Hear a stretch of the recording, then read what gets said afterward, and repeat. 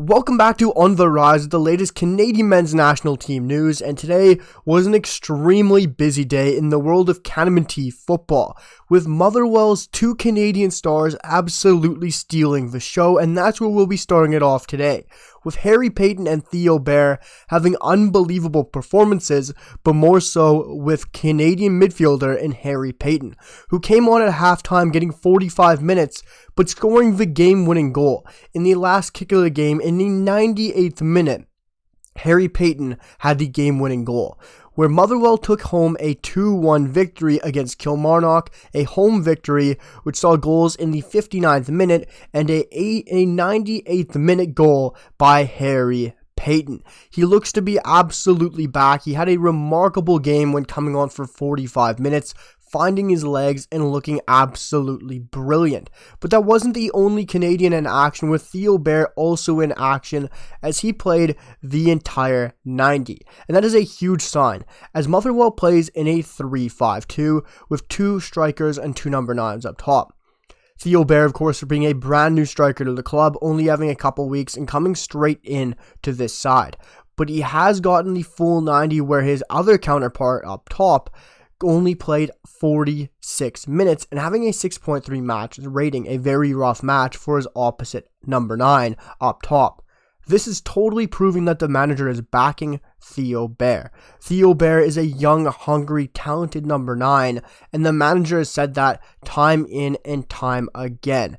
As Kettlewell is told that when he came to the club when Theo Bair scored, and he is backing the Canadians. As Theo Bair went the full 90, got to continue on the pitch compared to his other counterpart up top, which is a huge sign for me. Theo Bair just needs football. He needs to prove himself, and he needs to do it on a consistent basis. Even though he's not scoring, he can provide up top with his hold-up play as well. But the fact that a young, hungry number 9 is being completely backed by his manager in Kettlewell, and Theo Bair has proven it, scoring in that first match, and has been playing very well whether he's not scoring. The fact he's playing up top and continually playing the full 90, unlike some other Canadians in Scotland, which we will be getting to very soon, is huge, especially for a young player to get that development, to get backed by the manager to play the full 90 is extremely exciting, especially for a player like Theo Bair, who hit the ground running at Motherwell and has looked extremely exciting, and is adding to the depth chart for Canadian number 9s at the Canada level. I've said this time and time again. We have Jonathan David. We have Cyle Larin, who has been off to a very interesting start at RCD Mallorca, which we will get to soon. Ike Ugbo hitting the ground absolutely running at Cardiff City. And we have so many number 9s, and Theo Bair is extremely young, hungry, and the fact he's being backed and is being shown with his development is so exciting. I love that he's getting thrown in. I love he's getting the start and the full 90 and the chance to prove himself week in and week out. And it looks like the manager is going to continue to back him at Motherwell for Kettlewell, the manager. But we didn't get to Harry Paton yet, and that is the man who stole the show. Scoring in the 98th minute, soaking in the atmosphere in the crowd after. Motherwell were posting it all over social media. I posted his stats on my Twitter and even talked about wanting to go see a Motherwell game. This club is so exciting for Canadian supporters right now in the Canada fan base, as having Harry Paton, who of course, at Ross County, had all that legal issues on the side, came back to football last year with Motherwell, stayed with the club, and has been backed by Kettlewell. He has looked absolutely brilliant when coming on for 45 minutes today, and he looked so exciting. Scoring that game-winning goal in the 98th minute is only going to help Harry Paton's confidence. We saw it after the match. He looked extremely excited, happy, and he looked like he's enjoying his football once again. Having a 8.1 match rating through 45 minutes is very rare, and he did it today. Scoring the 98th minute, getting his side the win and the 3 points is huge, especially to keep pushing up the table. But not just scoring the goal. On the ball, off the ball, Harry Paton was all around having a fantastic game. Having 81% accurate passes this match, as well as creating one chance throughout the game in his short time on the pitch. But also having 33 touches throughout his 46 minutes on the pitch, 4 passes into the final third, and going 75% for accurate long balls. But defensively, off the ball, he was unbelievable. Having one clearance, one headed clearance, one interception, 3 recoveries, and 1 foul won, along with 71% ground duels won, along with 100% tackles won. Harry Paton was phenomenal. No matter which way you want to look at it, I know people have mixed opinions on Harry Paton and have mixed opinions on the SPFL, but the Scottish Premiership is a very good league. Yes, outside of Celtic and Rangers, you can talk about the quality, but when you do play Celtic and Rangers, when you are playing some of those sides that are fighting for European places, it's a very good league, and it's a very physical league. It's a very demanding league, and it's a league that a lot of scouts in some of the top leagues, especially the Premier League, the Championship, are focused on. And Harry Paton and Theo Bair are still extremely young. Harry Paton is only 25 years of age, guys. And if we're talking about Viktor Loturi being our third man in the midfield, I don't know why we're not talking about Harry Paton more. I understand he's not starting consistently like Viktor Loturi is, but if you compare them right now, Viktor Loturi is starting and very, very rarely finishing a game. I'm not saying I'm choosing Harry Paton over Viktor Loturi, don't get me wrong. I'm still a Viktor Loturi man, but they're both playing regularly about the same amount of time on the pitch. Viktor Loturi very rarely will finish a full match. I'm not saying that's due to his lack of fitness, that's due to his style of football, it's due to how he's playing this season. That is down completely to the manager and where he's playing him and his choice of substitutions. I'm not saying I back it at all, but Harry Paton and Viktor Loturi are playing about the same minutes per match, and it's very interesting because we're all in the bandwagon of Viktor Loturi should be starting for the Canamenti, but what about Harry Paton? He's only 25. I know it seems like he should be a lot older at this time, but Harry Paton is still only 25 years of age, guys.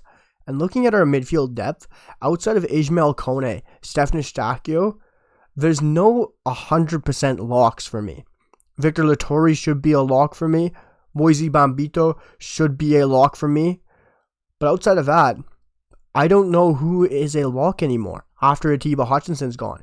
Yes, Jonathan Osorio is a lock, but also his fitness can be very shaky at the best of times. So it's very interesting to see outside of Ismail Kone and Stefan Eustáquio, and of course Jonathan Osorio, who is a lock. And Harry Paton, if we're looking at Viktor Loturi being a lock almost every camp and talking about why isn't he starting, we have to talk about Harry Paton now. 8.1 match rating, scoring game-winning goals, playing extremely well on and off the ball outside of even just scoring. Harry Paton is back, guys. And let me know what you guys think. I also have a poll up on my YouTube account, on my community page. Should he be back in the next Canamenti camp?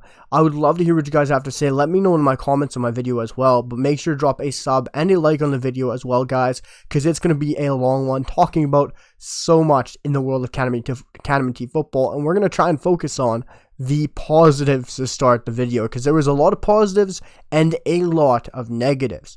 Moving on to another big positive, and it's Ike Ugbo.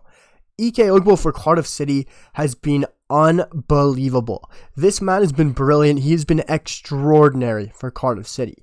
He has found himself. He has found his form. He has found his initial season at Troyes again, as Cardiff City has gotten a true elite class number 9 who is putting that ball in the back of the net to an extremely high level.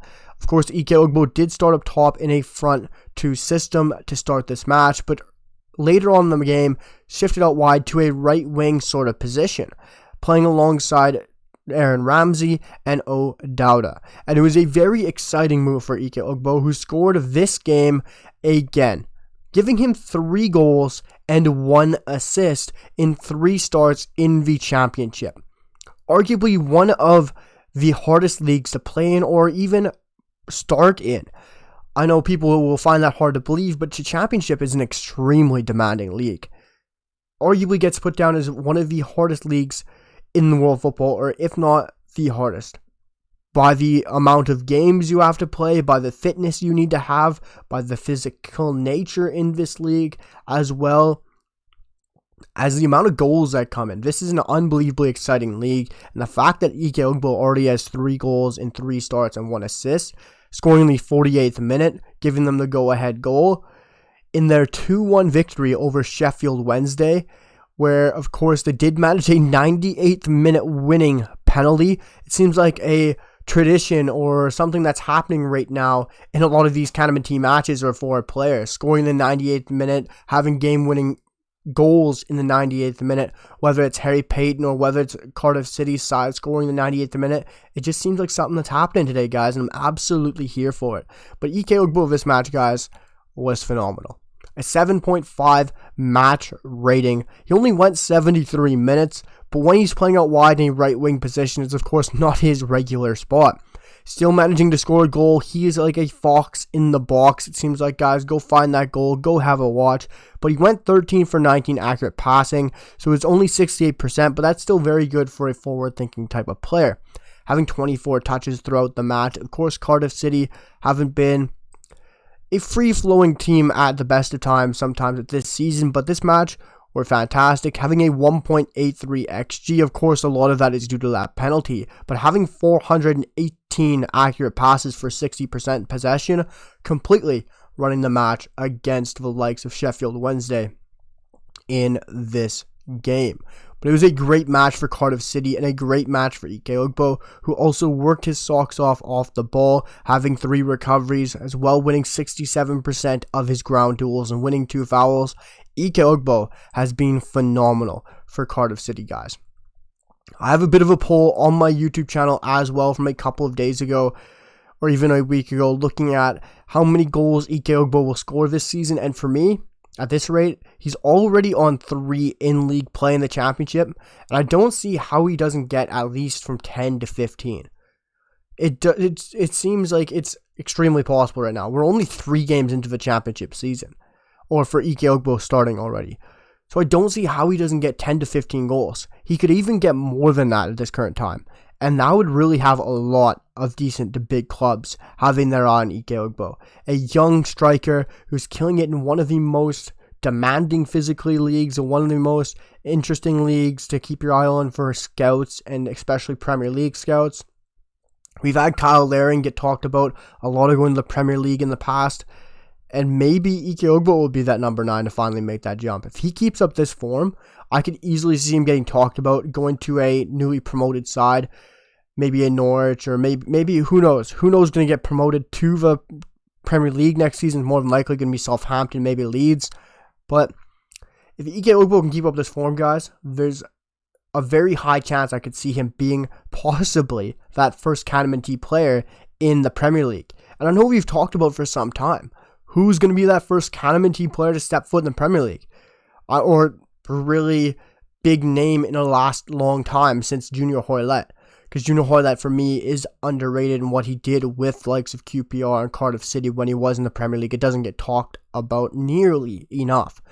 But if Ike Ugbo can continue that tradition and be that next guy to take that big step in the Premier League, we've been talking about for some time, it would be a really shock because everyone's been looking at Larin, Buchanan, and so many other players to make that step in the Premier League. And it'd be very exciting to see if Ike Ugbo can be that first one to make that step up to the Premier League.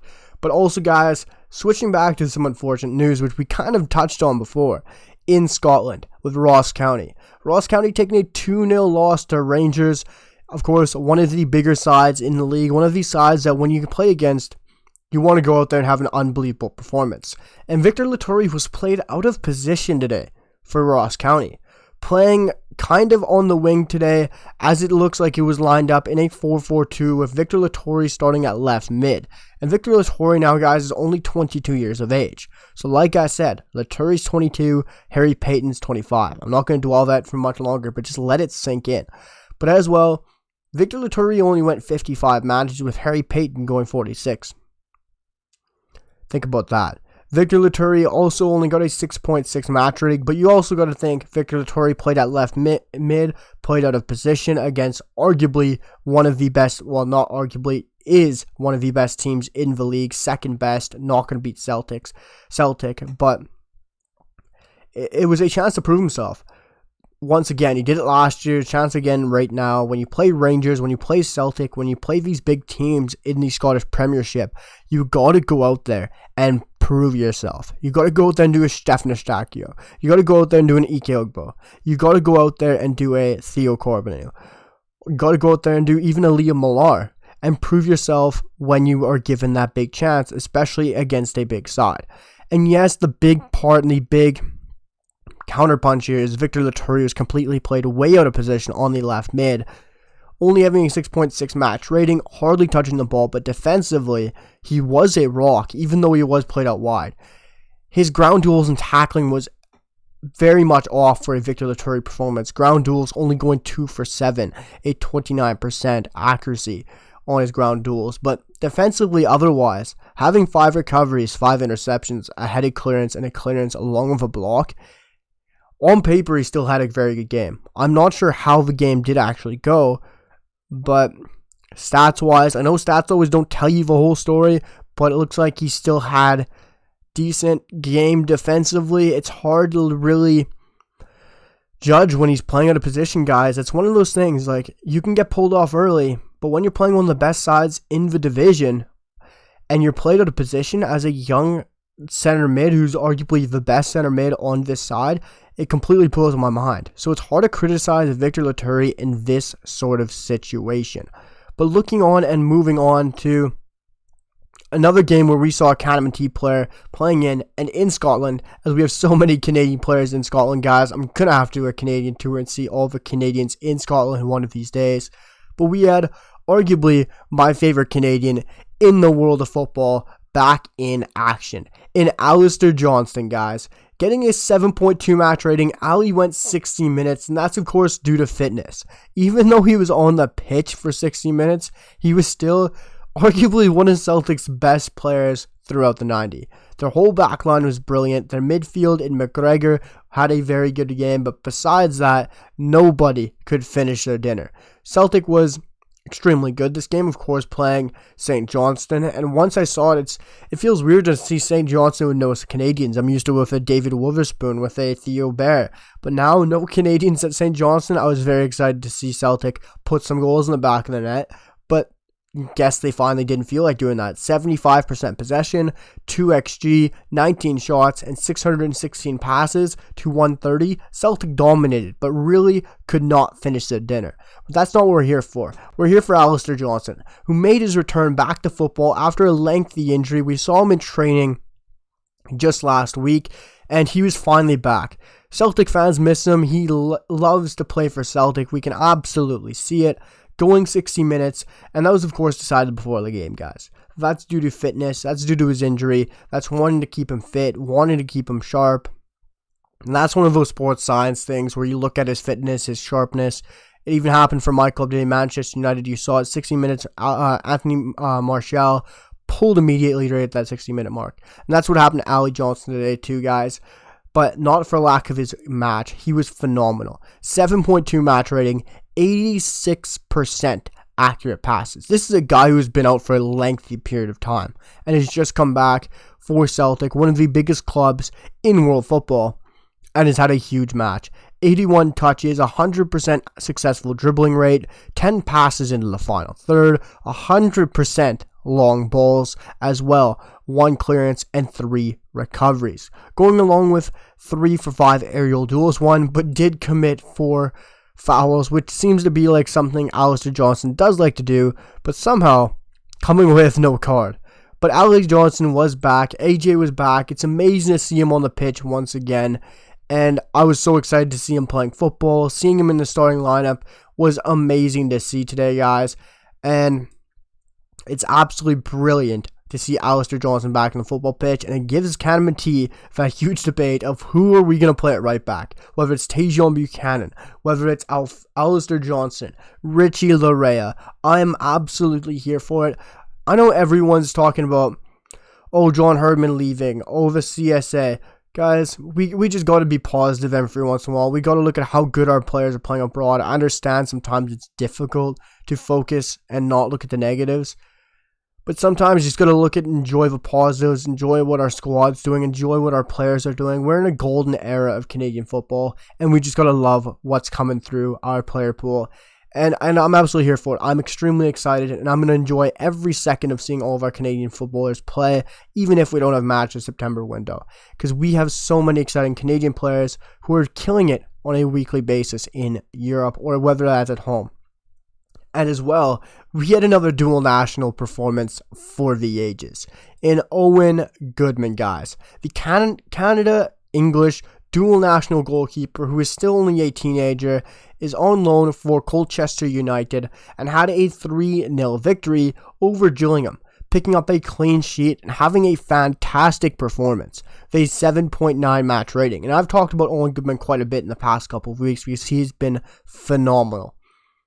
Having a 7.9 match rating, making only 4 saves because Colchester United dominated this match, having 2 diving saves, 3 saves inside the box, 3 throws, a high claim, as well as 45 touches. Owen Goodman had a phenomenal match as Colchester had a very even match, to say the least, against Gillingham, but took their chances. When you win 3-0, but only have an XG of 1.38, completely shows that you took your chances. Only having 3 big chances all game, Colchester United finally put their chances in the back of the net and got Owen Goodman that clean sheet, as well as he did a brilliant job for himself in the back. As Owen Goodman's an exciting goalkeeper prospect, and I'd love to see Canada not lose him, like we potentially will with Luka Kolyosha and another Englishman, and for Kyle Tomori, of course. But moving on to a performance that neither was a poor one or a disappointed one. If you're looking at match rating in 6.1 from Scott Kennedy, of course it doesn't look like a great game. Scott Kennedy was with Wolfsburger AC, and you could be saying, well, he's in the Austrian division, I don't really care. Well, he was playing against Red Bull Salzburg, so you should care. The best team in the league, always is a consistent side within the Champions League. And they have a great team with some fantastic players who are always playing extraordinary stuff and extraordinary football. Of course, they dominated Wolfsburg AC on the ball, off the ball. They lead the league, haven't lost a game, haven't drawn a game, 15 points from 5 matches, a possible 15 out of 15. And Scott Kennedy finished his match on a 6.1 match rating. The 26-year-old center back, for me, is the second best center back in our depth chart or player pool behind Derek Cornelius. Going 90 minutes, having 44 accurate passes, as well as only 34 touches a match. Like I said, they were utterly dominated, but he was very good defensively and making a lot of clearances. 100% of his tackles won, along with 2 blocks, 5 clearances, 4 headed clearances, 1 interception, and recovery. But as well, having 50% of his ground duels won, 50% aerial duels won, and 1 foul won. Although Scott Kennedy's side lost to Red Bull Salzburg 2-1, Scott Kennedy was still a very good defensive part of that side. His center back counterpart did have a higher match rating, but that is also due to picking up a goal contribution. That is where stats for me, they're nice to look at, they're nice to talk about. Sometimes they tell you a key part in the match or how they played, but for Scott Kennedy's part in his game, he was still very good defensively. That was a big match for him. Like I say, for the SPFL, for the Scottish Premier League, it goes the same for a Canadian in another league in Europe. And for Scott Kennedy, when he's playing against SK Sturm Graz, when he's playing against the likes of Red Bull Salzburg, you got to take those chances. You got to have big opportunities and big performances and steal the show. And for me, he had a very good game, and a game where scouts are going to write down and have a look at and think about. So Scott Kennedy wrote himself down for a very decent performance against the best team in the league by far. And come around the next time they play, Scott Kennedy's going to do even better. But moving on to another Canadian center back, guys, it was a bit disappointing for the other one, in Steven Vitoria. Steven Vitoria got the start this week when he didn't start last week, and this week for Chavez, it wasn't very good for Steven Vitoria and his Chavez side, as they lost 5-0 to Fluminense, as they were down 4-0 in under 22 minutes. This side looks poor. Are dead last of Liga NOS and are looking very poor. Steven Vitoria is no fault of his own. you're going to lose 5-0. You're not going to have a great game at all. And Steven Vitoria had a 4.7 match rating. Defensively, he still made some defensive, padding his stats defensively. 100% tackles won, 5 clearances, 3 headed clearances, an interception, 2 recoveries. Yeah. Stats don't tell you enough though, guys. You can still have some great stats. You can still stat pad defensively. But when you're losing 5-0, it's never pretty for a center back. And I get he's 36. I get he's aging. But for me, he's probably 4th or 5th center back in the depth chart or the player pool, whatever we want to call it these days. Because another center back I'm going to talk about in just a second is by far ahead of him, for my opinion. I know he's in by far and not even close league. But Steven Vitoria's side need to pick it up. That's extremely poor. To lose 5-0 to Fluminense, a team who is playing very poor as well this season, and to go down 4-0 in 22 minutes, it's extremely disappointing. Steven Vitoria didn't have the greatest game. 4.7 match rating. I'm not going to dwell on it. I'm not going to look at it too badly. It's not just him. His team is extremely poor. So let me know what you guys think as well about Steven Vitoria. But here's an interesting one. Cyle Larin. Cyle Larin's side in RCD Mallorca dropped a 3-2 loss to Granada today, guys.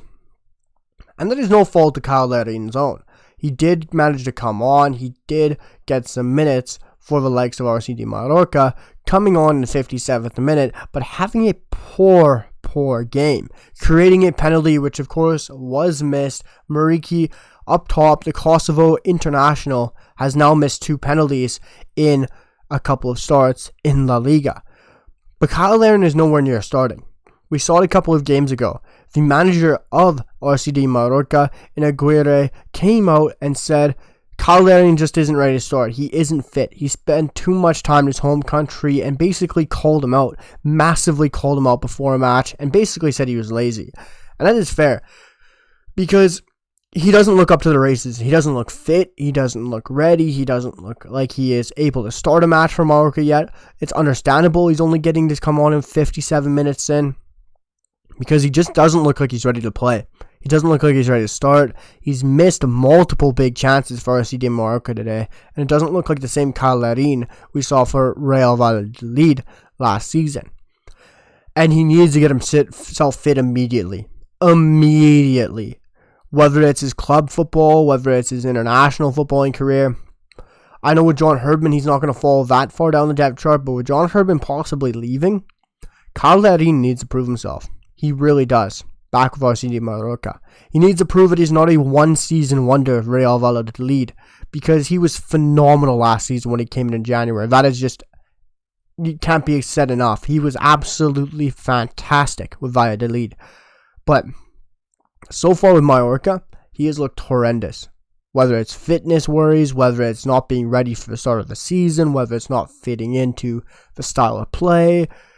So many things are a factor here, guys. But Cyle Larin needs to get his stuff figured out. Because even for Canamati, the doors are knocking.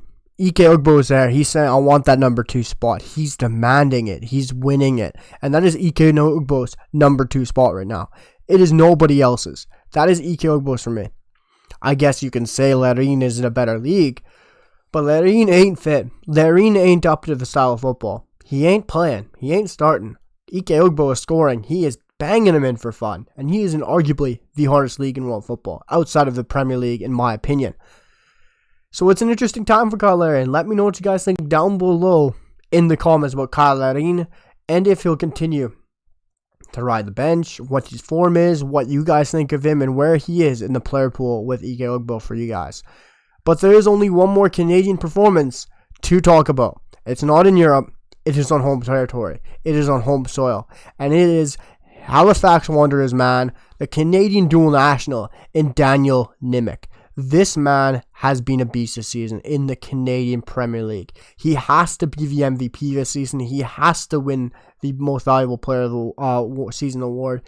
He has been a unit this year. Once I saw the likes of Daniil Henry come in, I called that HFX might win the league. That HFX might push on. It's not just the fact that Daniil Henry is coming in and knocking on the door at center back. It's not the fact he's bringing that leadership experience, that winning mentality. He is boosted the likes of Daniel Nimick. He is probably helping him behind the scenes massively. And what Daniel Nimick has been doing has been phenomenal. Look at what he has done just today. Putting up a 7.8 match rating, going 90 minutes and scoring a goal, the opening goal for HFX Wanderers in a very important match against Valor FC. This was a huge game. Having a goal, 78% pass accuracy, but defensively, a rock. 5 clearances, 2 headed clearances, 2 recoveries. Daniel Nimick, for me, guys, has to be on the Kanamenti flight to Japan come October. There's no ifs, buts, maybes, sure's, whatever you want to call it. Daniel Nimick has to be on that plane to Japan. For me, he is miles better than Steven Vitoria right now. Yes, you can look at the league, the experience, the winning, everything like that. But the age, the dual national as well, you have to say Daniel Nimick has to be with Canada on that plane going to Japan. What he has been the best player in the CPL this season. He is only 22 years of age. He is in the exact position the Canadian side needs, that we are crying out for. A center back who is young, hungry. He is ready to play alongside Derek Cornelius or even the likes of Scott Kennedy in a forward back system, which we have to be playing, guys. But Daniel Nimick needs to be on that plane. Let me know what you guys think down below about Daniel Nimick's season so far. Has he been the number 1 player in the CPL? And should he be on that plane to Japan with the camp in October? Let me know what you guys think down below, guys. It was an action-packed day, a very busy day in Kanamenti football. Drop a like, hit that sub, and I'll see you guys in the next one. Peace.